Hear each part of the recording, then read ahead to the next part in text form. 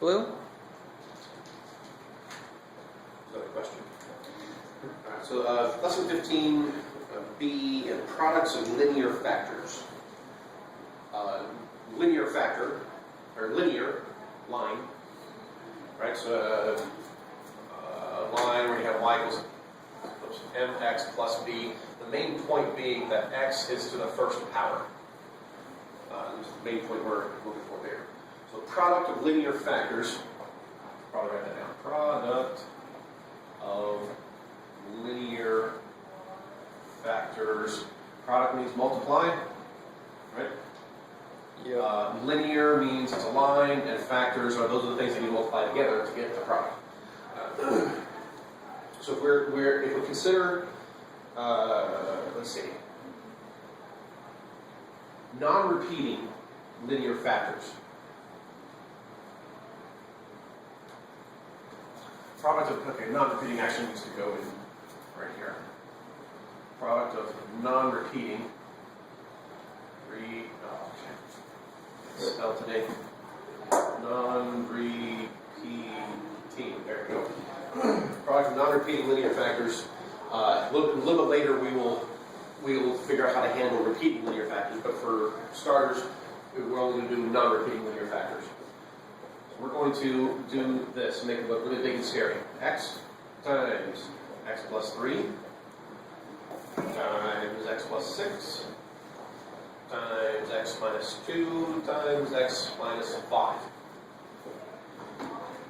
Big and nasty, but they factored it for us, which is so nice of them to do. So what we want to, so all I want to know at this point is, we want to see, actually before we get to the question, if we multiply this out, if we can graph it, it's going to have a lot of curves to it. If you don't know that, then just take my word and smile and nod. Okay. If we graph this, there's going to be a lot of curves to it.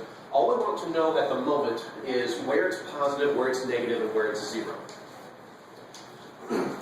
Now, notice that this is a product. We've got this times this times this times this times this. It's all multiplication. There's not a plus anything at the end.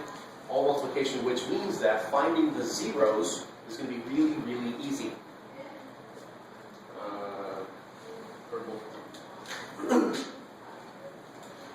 What values of x are going to make this product 0?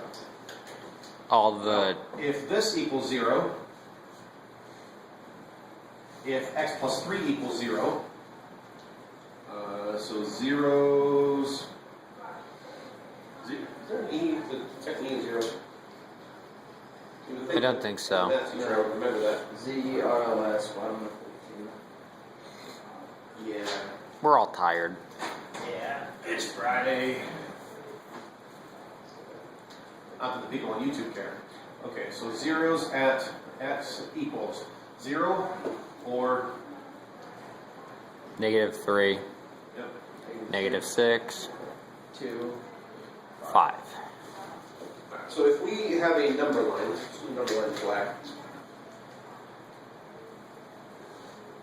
So if we do a number line here, 0, 1, 2, 3, 4, 5, so I'll take it up to 7. 2, 3, 4, 5, 6, 7. Just want to make sure I have enough. 3, 4, 5, 6, 7 there. So we're going to have zeros at 0. I'm going to put a dot here. So if we have a 0, that means when x is 0, y is 0. So we're going to cross. If this was the x-axis, we would be crossing at 0. We would have -3. We would be crossing -3, -6. Put it up there. 2 and 5. So those are the zeros. So whatever it is that the curve does, we know it crosses through here, here, here, here, and here. Because plugging in these values for x, we get f of x or y of 0.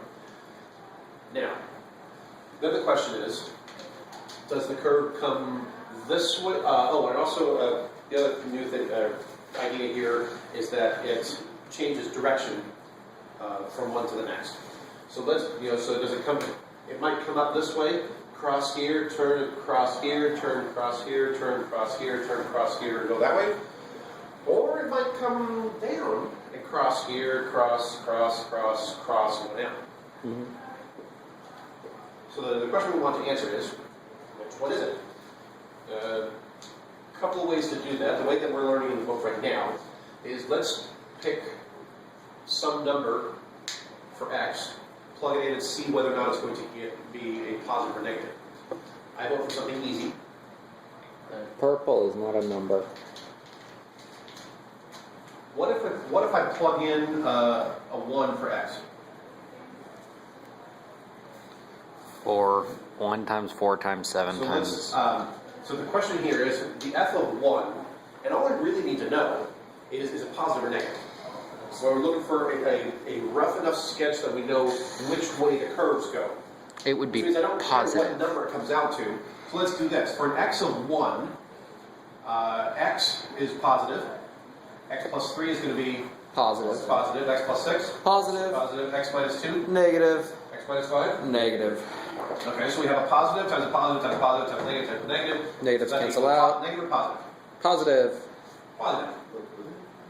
Because it doesn't matter how many positives, and we have an even number of negatives. So these two negatives are going to cancel each other out. We're going to end up with positive. So at x of 1, our function is positive. So it's above the x-axis between here and here. And that means that for the next, yeah. So we can just put a couple of pluses there. That means that it comes down here and it's negative. It's negative. Let me do it this way. So it's coming down here and then it comes up here and it's positive until it comes back down this way. Which goes in, down, and it's positive from there on out. Which, therefore, it's negative in the other places. And now we've got our little. It is helpful to have some kind of a line here showing where the zeros are. But that's all we really need to know at this point. That it's negative here, positive, negative, positive, negative, positive. And that answers the question. This probably wouldn't hurt. The other way you could tell is if we were to multiply all this out. I'm not suggesting that you actually multiply that out by hand, in detail by hand. But we are mainly concerned with our highest powered x term. We're going to have x, positive 1x times positive x times positive x times positive x times positive x. So whatever this multiplies out to, we're going to have a positive x to the 5th term, and then everything else. We will hit this in more detail later about the dominant term of the function. But if we're going to have something that is, if a positive x to the 5th is the dominant term, any idea what the graph is going to look like? If I plug in a really large positive number for x, am I going to get, so if I'm going way out this way, my x-axis, and I plug in a really big x value, am I going to get a really big positive y value or a really big negative y value? A really big positive. Positive. So whatever the graph does in the middle, at the end, it's going to go, at the right end, it's going to do that. What if I plug in a really big negative number for x, and then I raise it to the 5th power? Am I going to end up with a really big positive number or a really big negative number? Really big negative. So whatever it does in the middle, it does this at the end. Does that match our graph here? Yes. Negative at this end, positive at that end, yes, it does match. So we have gotten the basic information that we've been looking for. And so notice this is all it asks for at this point is on what intervals, so showing on a graph, on what intervals is this function negative or positive. So don't get too overwhelmed yet.